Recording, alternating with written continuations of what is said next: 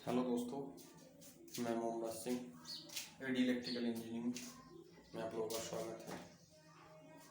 दोस्तों, हमारे चैनल को शेयर सब्सक्राइब करें, ठीक है। अपने दोस्तों में कहें, उनसे लाइक करें, शेयर करें।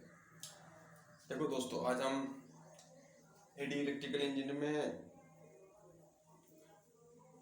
ईडीडी सेकंड का लेक्चर नंबर 2 स्टार्ट करने जा रहे हैं, ठीक है। अब उसमें हमने चैप्टर नंबर 2 रखा है आज, ठीक है। चैप्टर नंबर 2 अभी हमारी एक ही क्लास हुई है, फर्स्ट लेक्चर की, ठीक है। उसमें वायरिंग का क्वेश्चन है, लेकिन हम उससे पहले अर्थिंग को करना चाहते हैं, ठीक है दोस्तों। अब देखो, हम अर्थिंग किसे कहते हैं। सबसे पहले अर्थिंग क्या होता। देखो, अर्थिंग किसे कहते हैं। अर्थिंग हमारी होती किस लिए है। अर्थिंग हमारी सेफ्टी के लिए होती है। किसके लिए।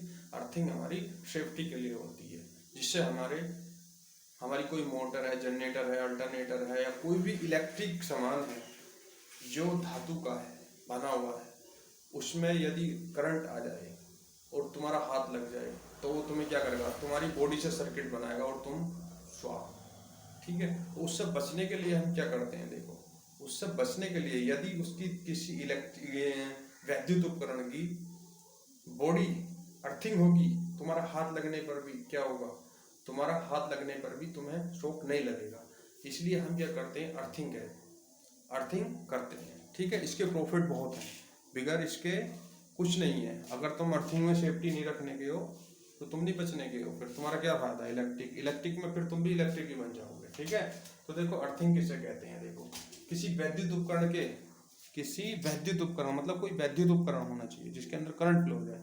किसी वैद्युत उपकरण के वैद्युत धारा वहन न करने वाले भाग, मैंने अभी बताया कि किसी बॉडी में थोड़ी धारा वहन होती है, तो जिसके अंदर बॉडी में नहीं होती ना, तो वैद्युत उपकरण के वैद्युत धारा वहन न करने वाले धातु भाग को, जिसके अंदर धारा वहन नहीं हो रही हो, उस भाग को, ठीक है, उस भाग को, या उदासीन यानी न्यूट्रल तार को एक नगण्य प्रतिरोध तार के द्वारा,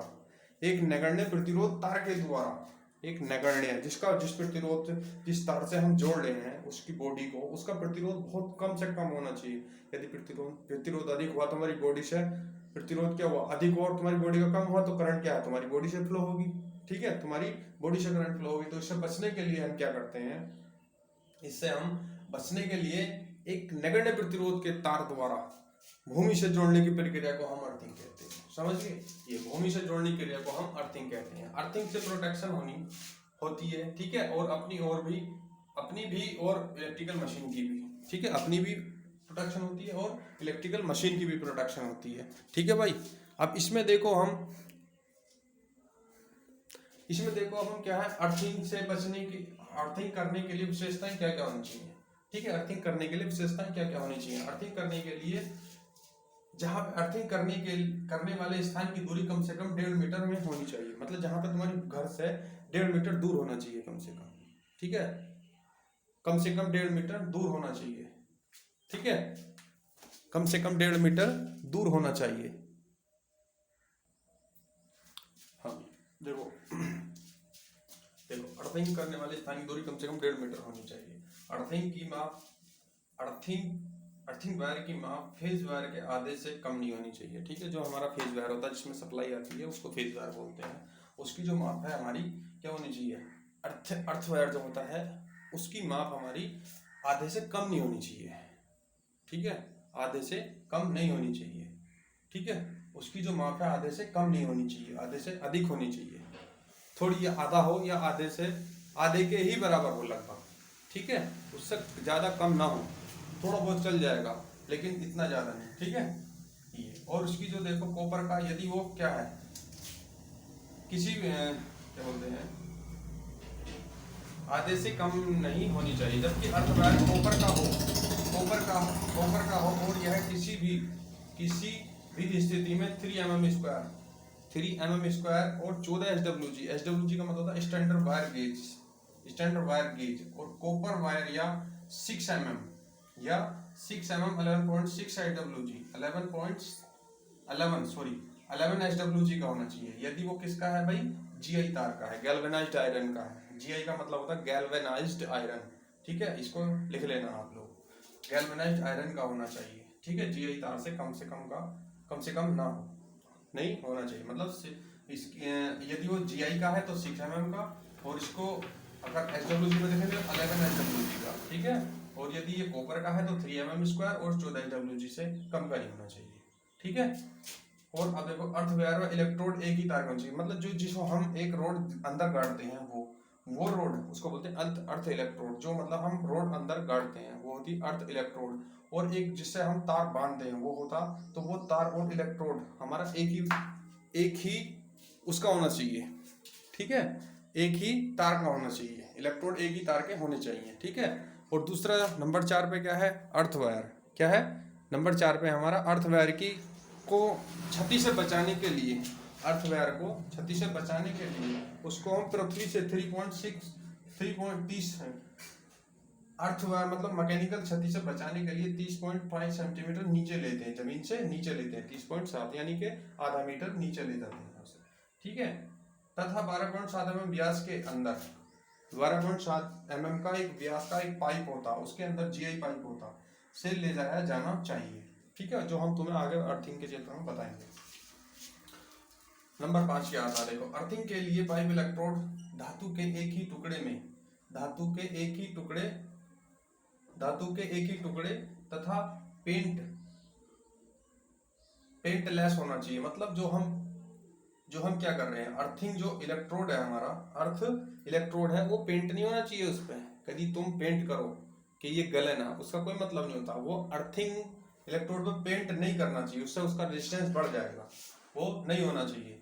अर्थ पेंट लेस होना चाहिए। पाइप 38 mm भी भीतरी व्यास के, जो पाइप का व्यास होना चाहिए वो अंदर की तरफ से 38 mm का होना चाहिए, अंदर की साइड से 38 mm का होना चाहिए, ठीक है। व्यास के या 100 mm या GI व्यास का होना, GI व्यास के ढलवा लोहे यानी कि कास्ट आयरन से कम नहीं होना चाहिए।